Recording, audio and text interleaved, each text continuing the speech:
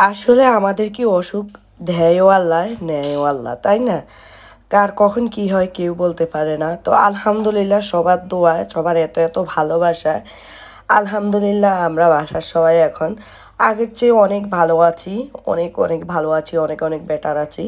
তো এটা হচ্ছে আমার যখন অসুস্থতা ছিলাম তখনকার ভিডিও, যদিও আমি দিতে পারি নাই। এখন গলাটা আগের চেয়ে একটু ভালো হয়েছে, তারপরে এখন বয়সটা দিচ্ছি, আপনাদেরকে ভিডিওটা দিচ্ছি।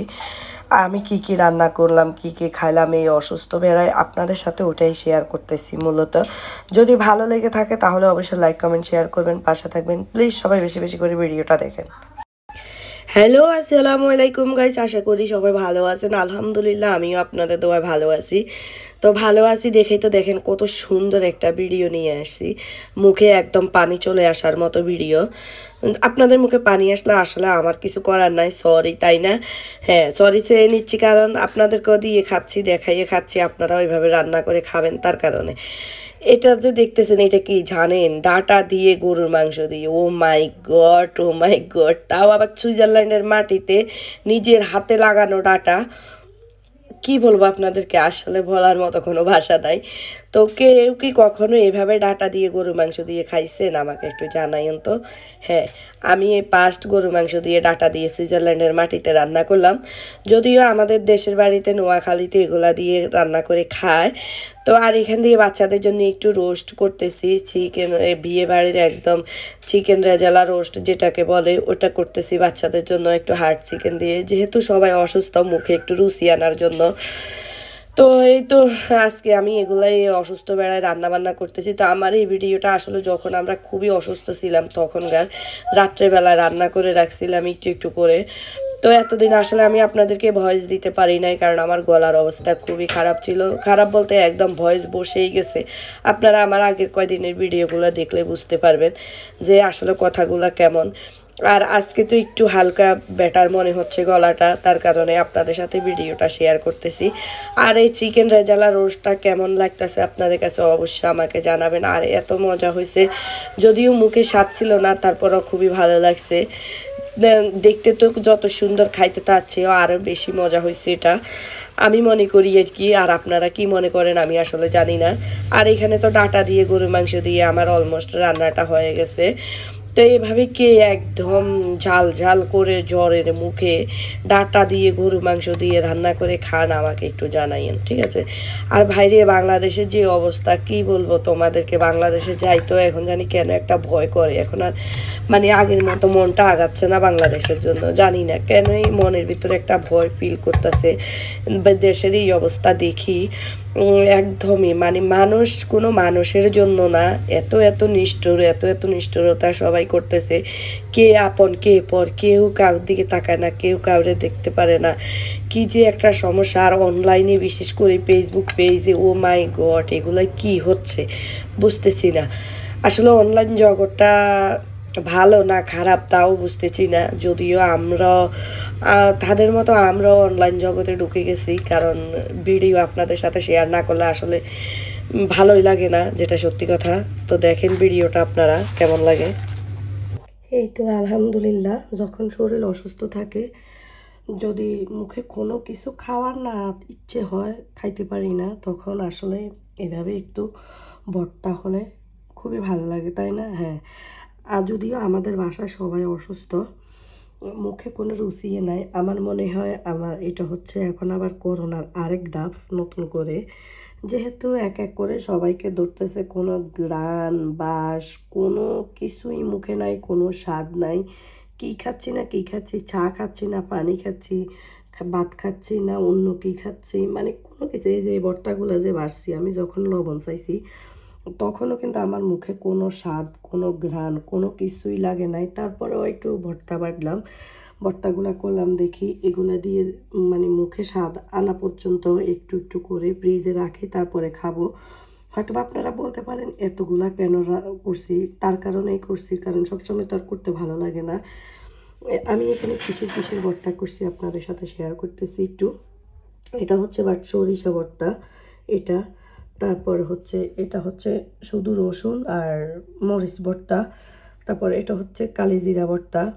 আমার বয়স শুনেই তো বুঝতে পারতেছেন আমার গলা একদম বসে আছে, এখনও অসুস্থ। এটা হচ্ছে টমেটো ভর্তা করলাম, আর এটা হচ্ছে একটু জুকিনির বেসন আর ডিম দিয়ে ভাজি করছি একটু ঝাল ঝাল করে। এই তো এগুলা।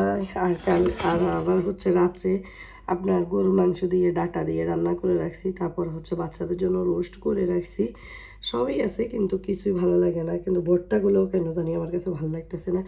তারপরেও ভর্তা দিয়ে একটু দুইটা ভাত খাইতে একটু ভালো লাগবে, বিশেষ করে কালো জিরা আর সরিষা ভর্তাটা। এটাও রসুন দিয়ে আর মরিচ দিয়ে বাটা, এটাও টমেটো। এটা কিন্তু খাওয়া হয়ে যাবে দুপুরে আর রাতে। আর ভর্তাগুলো থাকলে কোনো সমস্যা নাই, ওইগুলা দিয়ে একটু একটু করে প্রত্যেক দিন দুই চারটা ভাত। ওই যে পেট বলে কথা, পেট তো আর মানে না, খেতে তো হবে। অসুখ হোক আর যাই হোক আমাদের খেতে হবেই, আমরা না খেলে তো আর হবেই না। তার কারণে এই তো। তো ঠিক আছে, সবাই ভালো থাকবেন, সুস্থ থাকবেন। আজকের মতো এখানে ভিডিওটা শেষ করতেছি, বেশি বড় ভিডিও করব না। আর আমি ডাটা দিয়ে মাংস দিয়ে রান্না করছি, ওটাও আপনাদের সাথে শেয়ার করতেছি একই সাথে। যদিও আমি রেসিপি দিতে পারি নাই, কারণ সবাই অসুস্থ বাসায়, সবাই হসপিটাল হয়ে যাবে এভাবে আসলে ভাবতে পারি নাই। তো আমি, আমার হাজব্যান্ড, তারপরে হচ্ছে আমার ছেলে মেয়ে সবাই অসুস্থ। কারো মুখে কোনো রুচি নেই, কেউ খাইতে চায় না। কেউ বলে কী খাচ্ছে না কী খাচ্ছে কেউ বলতে পারে না, শুধু একমাত্র ভালো লাগে জুস আর হচ্ছে আপনার পানি, এটা ছাড়া আর কিছুই ভালো লাগে না মুখে। তো ঠিক আছে, সবাই ভালো থাকেন, সুস্থ থাকেন। আল্লাহ হাফেজ। আজকের মতো এখানেই বিদায় নিচ্ছি। আর আমাদের জন্য আপনারা সবাই বেশি বেশি করে দোয়া করবেন, ঠিক আছে? ওকে, বাই বাই। আর এই তো আলহামদুলিল্লাহ সব মিলিয়ে তো একেবারে পাটাপাটি একটা ভর্তা করলাম, আল্লাহর একটা নিয়ামত। এই ভর্তা দিয়ে আমি আজকে 1 সপ্তাহ পর্যন্ত খাবার খাচ্ছি। আপনারা হয়তো বা হাসবেন, হাসার কিছু নেই। যেহেতু আমরা বিদেশি বাড়িতে থাকি, আমাদেরকে হেল্প করার মতো কেউ এত নাই।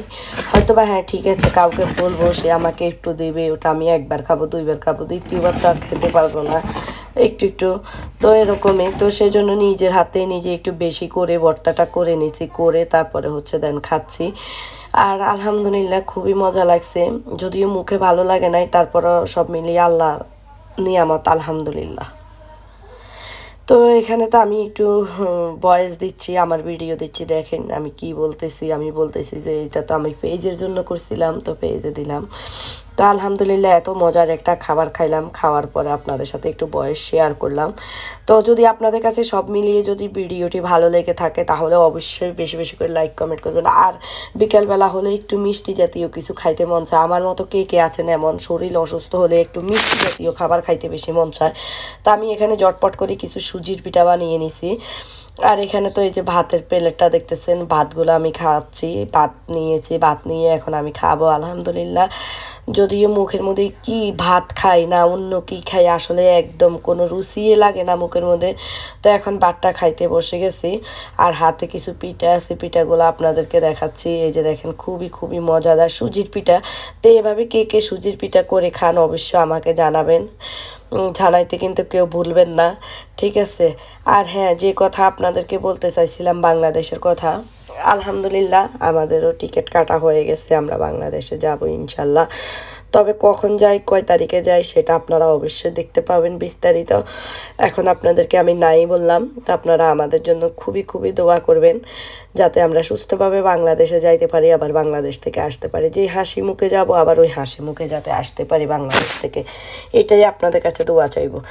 আর আপনারা তো দেখবেন, জানবেন, শুনবেন কবে যাই, কি করি না করি, সব কিছুই অবশ্যই আপনাদের সাথে ভিডিও আসবে ইনশাল্লাহ, আস্তে আস্তে ধীরে ধীরে। আর এখন হচ্ছে আপনের ছুটি নিয়ে হচ্ছে কথা, দেখি আপনের ছুটিটা কি করে, সেজন্য একটু টেনশনে আছি। আর এখানে হচ্ছে ওই যে ভাবির বাসায় যে দাওয়াতে গেলাম, ওই দাওয়াতের কিছু ডেজার্টের ভিডিও আপনাদের সাথে শেয়ার করতেছি। মিষ্টিগুলো এত মজা হয়েছে, যদিও আমার মুখে খুবই অসুস্থ, মানে আমার মুখে কি মানে খুবই অসুস্থ ছিলাম, মুখে কোনো রুচি লাগে নাই, তারপরে একটা মিষ্টি খাইছি অনেক কষ্টে। তারপর হচ্ছে ফ্রুটিংটাও আমার কাছে খুব ভালো লাগছে, তো আমিও অবশ্য কালকে একটা ফ্রুটিং বানাইছি বাসায় আসি পরে। মানে মিষ্টি জাতীয় খাবার, আমি না অসুস্থ হলে আমার মন চায় শুধু মিষ্টি জাতীয় খাবার খাই। অনেকে বলে জাল খায়, জাল খাইতে মন চায়, কিন্তু না, আমার মন চাচ্ছে, আমার মনে হয় যে আমার মুখে মিষ্টি জাতীয় কোনো খাবার যদি দিয়ে রাখি, তাহলে মনে হচ্ছে যে আমার রুচিটা আসবে, এমন মনে হয়। তা আমার মতো এমন কার কার মনে হয় যে অসুস্থ হলে মিষ্টি জাতীয় খাবার খাইলে মনে হয় যে শান্তি লাগে, একটু মানে শান্তি শান্তি পিল মনে হয়, ভিতরেরটা একটু ভালোই লাগে। তো এরকম কার কার মনে হয় অবশ্যই আমাকে কমেন্টস বক্সে কমেন্টস করে জানাবেন। আর আজকের ভিডিওটি যদি আপনাদের কাছে ভালো লেগে থাকে অবশ্যই লাইক কমেন্ট শেয়ার করবেন, আর বেশি বেশি করে সবাই কমেন্টস করে জানাবেন কেমন হয়েছে ভিডিওটি। নেক্সট ভিডিও নিয়ে ইনশাল্লাহ আপনাদের সাথে আবার হাজির হয়ে যাব। তা আমাদের আবার রবিবারে আরেকটা দাওয়াত আছে, ইনশাল্লাহ ওই দাওয়াতের ভিডিওটাও আপনাদের কাছে চলে আসবে। এরপরে 6 তারিখে আবার আরেকটা দাওয়াত আছে, ওই ভিডিও আপনাদের কাছে আসবে।